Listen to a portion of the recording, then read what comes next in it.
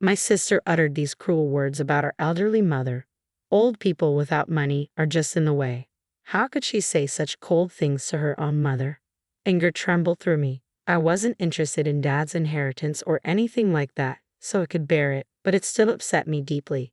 Then, shockingly, my sister and her husband kicked our mother out of the house. I glared at them, but they only smiled smugly, impervious to my protests. As I struggled with what to do next, Mom quietly said, "It's all right," and left the room. Bewildered, I followed her. After walking a distance from the house, she stopped, chuckled, and cheerfully remarked, "Those two are done for now." Perplexed, I asked, "What do you mean?" "My name is Kate. I'm 52 years old. I have never married, but I have no regrets about that. I've worked full-time at a local company, ensuring a stable life for my old age. My mother, Tiffany, is 79 years old. She and my father were known as a loving couple in our neighborhood until he passed away at 89. After his death, my sister Sarah became fixated on his inheritance. Sarah has a grown son who's known for causing trouble, and her husband is quite a character. Money-hungry and pretentious, always preaching that material possessions define one's worth. Their reckless spending habits constantly leave them short on cash, a troublesome pair indeed. Sarah has always been greedy and showy. I recall how, in high school, she would pester our mother for the latest fads. When Mom refused, Sarah resorted to stealing money from her purse. At first, Mom couldn't believe it. She noticed funds disappearing without her knowledge and decided to set a trap, leaving her wallet on the desk and observing from a hidden spot. As expected, Sarah took the money. Mom confronted her immediately, but Sarah shamelessly shouted, "It wasn't me. This is the first time. It's always Kate who does it." Furious, Mom scolded her but seemed relieved that Sarah hadn't stolen from someone else. My sister's husband shared the same mentality, maintaining appearances while their finances dwindled. They seemed eager to shower their son with money. It came to light that my sister and her husband repeatedly approached our parents, asking for financial support. They pressured them, saying, "We want to give our son a proper education. These days, tutoring is essential. Consider it an investment. Can't you spare $50 a month? If you don't help, don't expect us to care for you in your old age. Think of it as securing your future. Give our eldest son more now, and you won't have to worry about your later years." Our parents never intended to depend on anyone for their care, but they fretted about my future. "We're fine, but what about Kate?" My sister and her husband's eyes gleamed as if they found their prey. "Exactly, we can frame it as for Kate. Our eldest son will look after Kate in her old age. If you view it as an investment in our son, surely $50 or $90 isn't too much." Using the guise of care as a shield, they managed to extract a significant sum from our parents. So they continued to deplete our parents' finances. Mom and Dad lived frugally on their pensions, making their lives undoubtedly challenging. Then, their grandson secured a job and moved out of state. I feared he might never return, leaving our parents' financial support in vain. Discussions about tuition ceased, replaced by requests for money to cover their own living expenses. Our son has grown up and moved away, but his education drained us financially. "Can't you continue helping us? The usual $90 will suffice. Kate is unmarried and unreliable. It's always better to have a man around." "Don't worry, Dad. If anything happens, we'll be there in a heartbeat." Our parents realized they were being financially drained, but they felt powerless against my sister and her husband's persuasive arguments. They were skilled at painting their requests as investments for emergencies, even pledging to look after me. Then, our father passed away. It might have been the stress. He had become a mere shadow of his former self, his health visibly deteriorating. When my sister and her husband notified us of Dad's death, her first question was, "What about the inheritance?" It was sadly characteristic of my sister to prioritize that over everything else. Inheritance. "Dad just passed away. This isn't the time for that." I tried to interject, but my sister cut me off. "I'll be there soon." "Mom's already there, isn't she?" I was horrified by my sister and her husband. Money seemed to be their sole concern.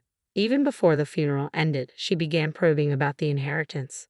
Turning to Mom, she remarked, "Mom, you're not going to take everything in the inheritance, are you? You'll need care soon. Care requires money and strength, and you know a woman's strength alone isn't enough for that, right?" I struggled to grasp her words. Consider this. Would any mother-in-law feel comfortable revealing her vulnerabilities to a son-in-law she hardly knows? It felt like my sister was simply trying to pressure Mom, intimidate her, and lay claim to the inheritance. And what about Kate? What will become of her if she's left alone? Don't sisters need to support each other sometimes, Mom? You wouldn't want Kate to face a solitary life, would you? How could someone be so consumed by greed? I struggled to even consider her my sister anymore. I anxiously awaited Mom's response to her audacious demand for the inheritance. Mom calmly replied, "All right, I understand. I may need your husband's support in the future, so I'll waive my claim to Dad's inheritance. Is that acceptable?" But it wasn't. I attempted to intervene. "Mom, can we really trust her to honor her word?" Mom motioned for me to remain silent and then turned to me, saying, "Listen to Sarah. You should relinquish the inheritance as well." "All right," Mom insisted firmly, leaving me no choice but to agree. The process of renunciation turned out to be more complex than anticipated, taking several days to complete. Throughout, my sister persistently called, demanding updates. "How's the renunciation going? Hurry up. Is Mom finished yet? Let me know when it's done." Despite my sister's relentless pressure driven by greed, I remained committed to honoring Mom's wishes and continued with the process. Once the renunciation was finalized, we invited my sister and her husband over. Mom announced that we had both relinquished our claims. My sister and her husband exchanged triumphant glances. Gazing at our elderly mother, my sister remarked with a cold smirk, "Old people without money are just a burden." I was stunned, struggling to grasp her words. "What? What did you say?" I demanded, hoping I had misheard. My sister chuckled callously. "I said old people without money are just a burden. You're useless now, Mom. Get it? This house belongs to us now. It's mine, and there's someone here who isn't welcome to stay." How could anyone say such cruel things to their own mother? It's unbelievable, right? Mom's continued presence in our house now seemed odd to my sister. "If you want to stay, you'll need to pay rent and cover living expenses. Is that acceptable?" Of course, it wasn't acceptable. This house held deep sentimental value for Mom, and she couldn't simply leave at their command. Yet after announcing the renunciation of the inheritance, they were already trying to evict the rightful occupants. It was unforgivable, even though we had signed away everything. Mom trembled as she replied, "It's all right, I'll leave. Everything in this house belongs to you now. Do as you wish with it all. I'll take only this small bag. I won't be returning to this house. Goodbye." My sister and her husband smirked maliciously. Fuming with anger, I accompanied Mom as she left. I felt somewhat bewildered as we departed. Even as we walked away, my sister and her husband made no attempt to follow. When we had put enough distance between us and the house, Mom suddenly stopped and burst into triumphant laughter. Why was she laughing? Had she lost her mind? It wasn't surprising, considering she had been manipulated by her own daughter and had now lost her home. Then Mom uttered, "Those two are done for now," with an almost cheerful tone. Confused, I could only manage to ask, "What do you mean?" "I moved out when I started working. By the time I turned 35, I had purchased the condominium. I never thought I'd marry. Where else would Mom go? I couldn't leave her alone, so I brought her to live with me." She repeatedly said, "Thank you. I'm sorry," not out of sorrow, but from a sense of guilt towards me. I knew she must have been deeply hurt. I resolved to live happily with her from then on. Once settled in the condo, Mom began to open up. I wonder why sisters can turn out so differently. I always knew she was greedy, but to this extent. How much money will ever satisfy her? I've contributed approximately $110,000 each year for 15 years towards her son's education. That's a total of $1,650,000. We never really expected any care in return. Was it all for my sake? Mom nodded with a hint of guilt. It seemed she had been contemplating my future, worrying that I might end up alone. I'm certain now that my sister and her husband never had any intention of caring for her parents or me. Despite Mom holding on to hope for Sarah, I doubt they ever had any plans for caregiving. Fortunately, Dad didn't require much care before he passed. It must have suited Sarah well. Mom smiled again, leaving me puzzled about its meaning. Yes, it's clear now. She's content with Dad's inheritance. But she was somewhat naive, I believe. Naive? I inquired. Mom didn't explicitly state it. "You're a kind-hearted child," she murmured softly. Silence settled between us once more. Then she asked, "Did you have expectations regarding the inheritance?" "I never relied on it. I didn't care for Dad expecting inheritance. Mom and I were the ones who tended to him, albeit briefly. My sister insisted on male assistance for bathing and toileting, but Mom and I managed his care. I nursed him solely out of gratitude, with no expectation in return. And I planned to do the same for Mom, without my sister's involvement. It was all out of genuine love for them. Mom, why don't you come live here? I've been feeling lonely anyway, I suggested. Mom's eyes welled with tears this time. She thanked me repeatedly before saying something cryptic. Just give it a few months. I can't explain now, but I promise to tell you everything later. You don't need to suffer or be sad anymore. We can undo what's been done. Can you wait until then without asking questions? I was puzzled but sensed Mom had something on her mind, perhaps about my sister or the inheritance.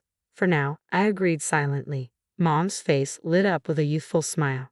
I wondered about her mention of a few months, but I knew better than to press if she wasn't ready to share. I made a conscious effort to put my sister out of my mind completely. We decided to try a weekday hula dance class. How does this outfit look for Tuesday?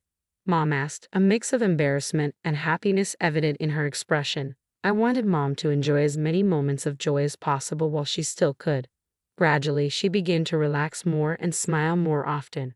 After a few months had passed, I had nearly forgotten about our waiting period. Mom, however, remembered clearly and seemed cheerful that morning. It's been a few months indeed, and they've changed our lives, she remarked. Is that what you meant? Then Mom revealed something startling. After a certain period, you can no longer renounce your inheritance. Renounce the inheritance. What does that mean? I was taken aback. Mom and I had already relinquished our claim to the property. Why would renunciation come up again? We've already renounced our inheritance, haven't we? This isn't about us. It's about Sarah. I was bewildered. Why would Sarah renounce the inheritance? Mom chuckled triumphantly. Because there was no inheritance, only debts. That couple inherited nothing but debt. What a twist of fate. Dad didn't own any property, just liabilities. Mom and I had renounced any claim, so we escaped the debt. Meanwhile, my sister and her husband inherited not property, but debts. I'm sorry. I wanted to tell you more, but I was afraid it would hurt you if you knew the truth. And perhaps you would have told Sarah. I wanted to shoulder the blame alone, so I kept it from you, Mom confessed. I was stunned. Mom had patiently waited for her moment, keeping this revelation to herself. She had anticipated that if I knew about my sister inheriting the debt, I might inadvertently inform her, so she kept it secret. This plan was actually Dad's idea. He gradually transferred his savings into my bank account. He deliberately incurred some debt, but it was strategic, Mom explained. He purchased several plots of land in remote areas, some needing immediate repairs, with the intention for Sarah to inherit it all. Mom revealed they had retained some savings to avoid suspicion from my sister, but ultimately, it resulted in a $200,000 debt. Did you know you can't inherit savings without also inheriting the debt? It's either accept everything or renounce it all. What foolish children, Mom remarked, almost gleeful at Dad's scheme. Witnessing Mom's determination, I understood the depth of her disdain for my sister. Mom, perhaps I would have told Sarah if I had known earlier. But now, considering her predicament, I can't help but feel a twinge of satisfaction. I suppose I felt that anger too, I admitted. My sister and her husband were left with a $200,000 debt.